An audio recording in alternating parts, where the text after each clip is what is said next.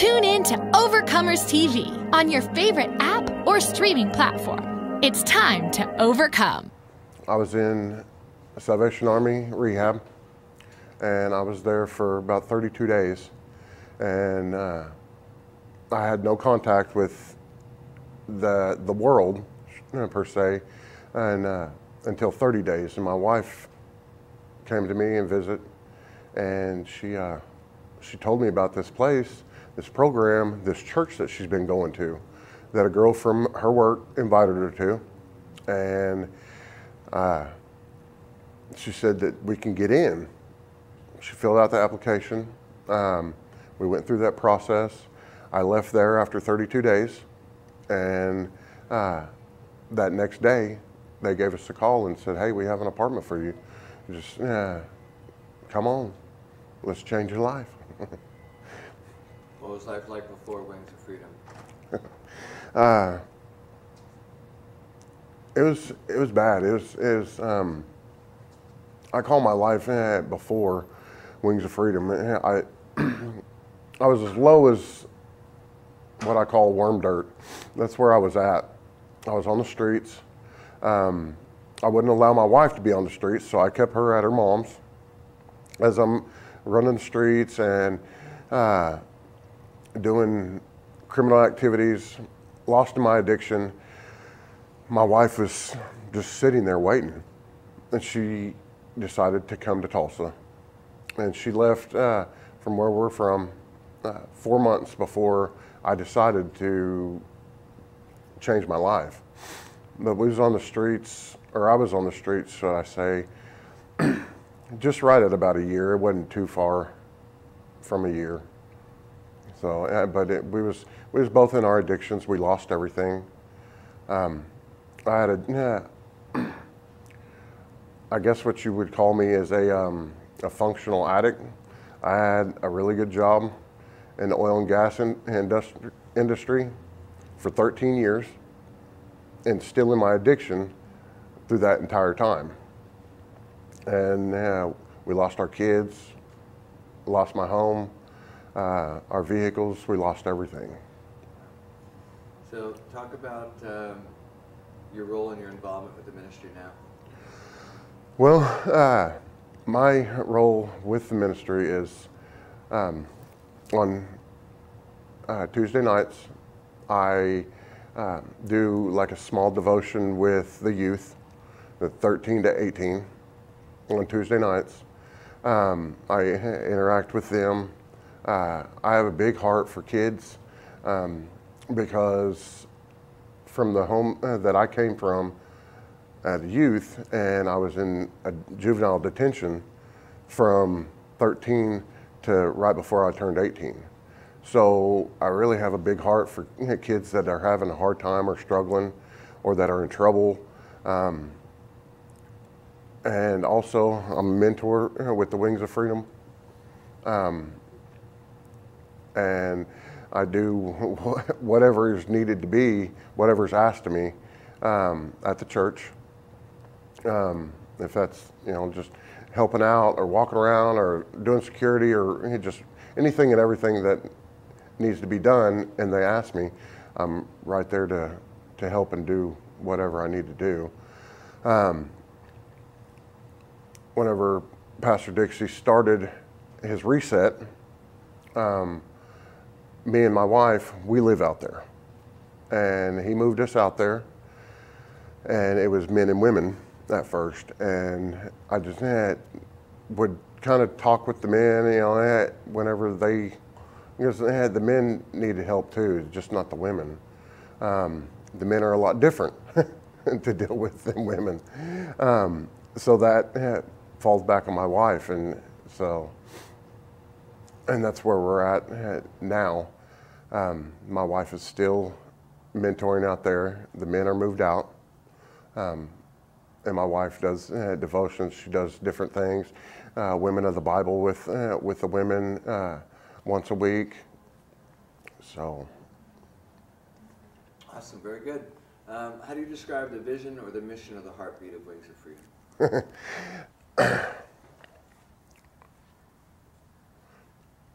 I'm so excited since we've been here to see that it's just the growth of it already. The people coming in, the people that came in that I've met, because I never knew that there was a church like this, that there was a program like this.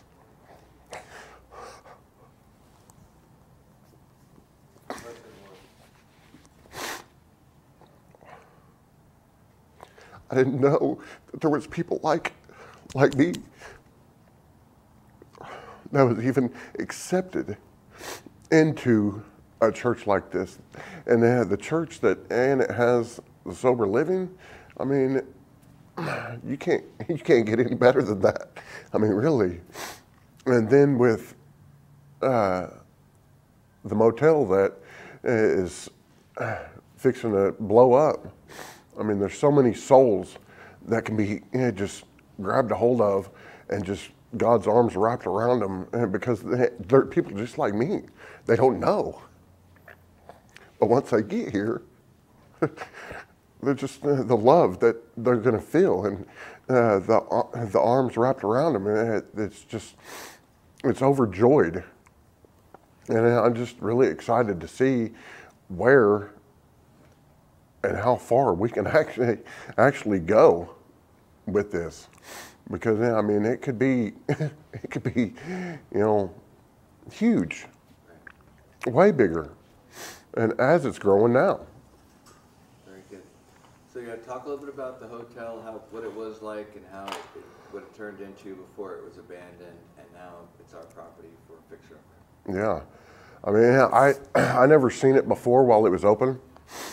But we done a walkthrough with the church and Wings of Freedom, and we done a walkthrough. I think it was after Wings purchased it, and we all went over there and we prayed in every single room. We prayed over the property. We anointed the property. We anointed the rooms.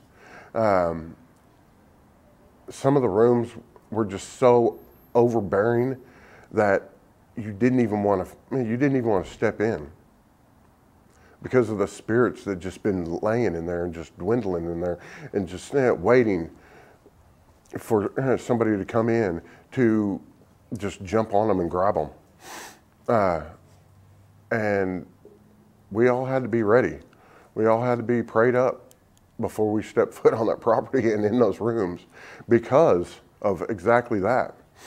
I mean, spirits can get on you, and they'll grab a hold of you, and they'll hold on, unless you know how to fight them off. They'll just stay on you, and you could definitely feel them if you're walking with God, and you feel it, and you feel God. You could definitely feel those spirits coming at you. Yeah. Amen. Talk about how important it is for people to get involved and support this ministry. It's huge. I mean, just start off by saying there's lots of ways to get involved with Wings of Freedom. There's a lot of ways to get involved in Wings of Freedom.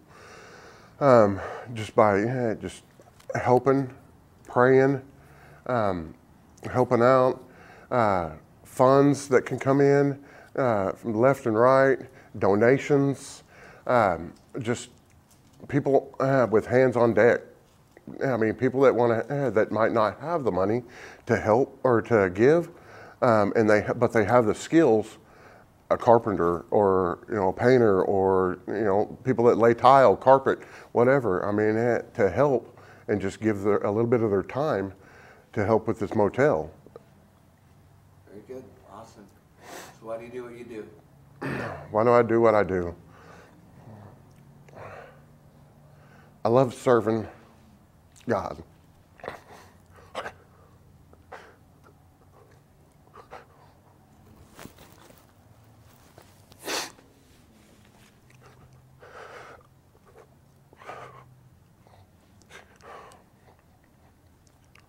Those kids, I love them.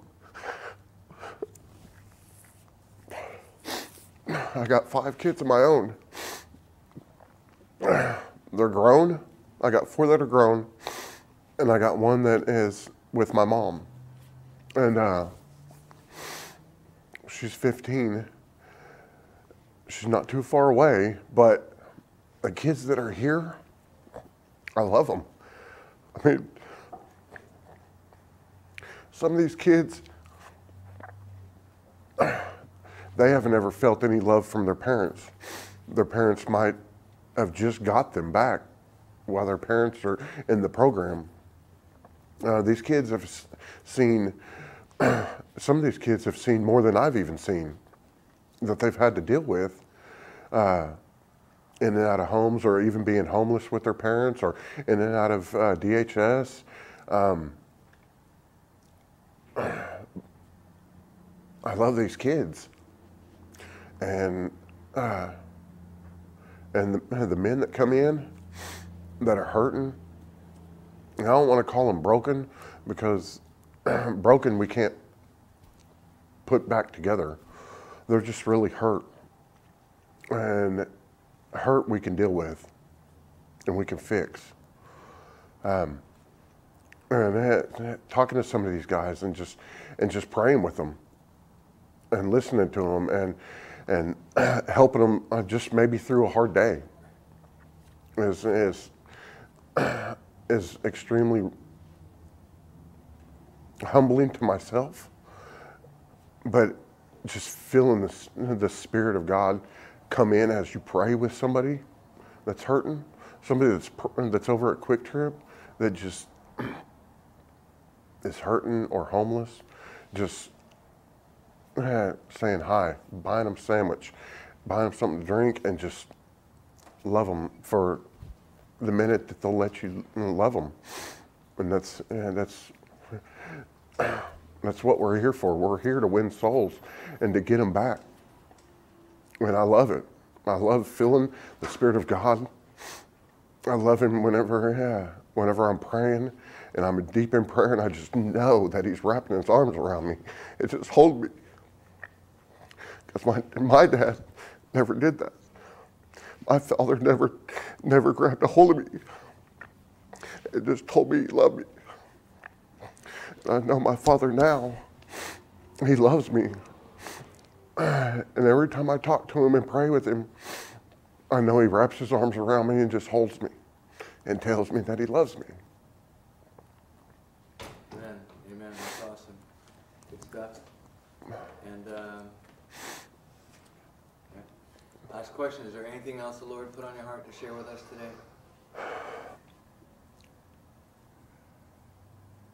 God is real. The Spirit is real. The book is living. And the more that you press in to the book, the more that you talk to God, no matter how you talk to Him like He's your best friend. Talk to Him like He is your best friend, because He is your best friend. And He's your Father. And He'll talk back. It might be a little while sometimes, or sometimes He'll answer quickly. For the addicts and the people that are still hurting out in the world, just try it. I know a lot of people have heard, try it for 30 days. Try it for 30 days. I ask you to try it for 30 days. And if God hasn't done anything for you in 30 days, then you can continue on what you want to do. But just try 30 days. Celebrate what Jesus is doing throughout the nation and rise up to answer His call on your life. To serve the poor, heal the broken, free the captives, and bring joy to those in need. Find hope, encouragement, and motivation through Overcomers TV. This inspiring network features everyday people and ministries across America who are putting God's love in action.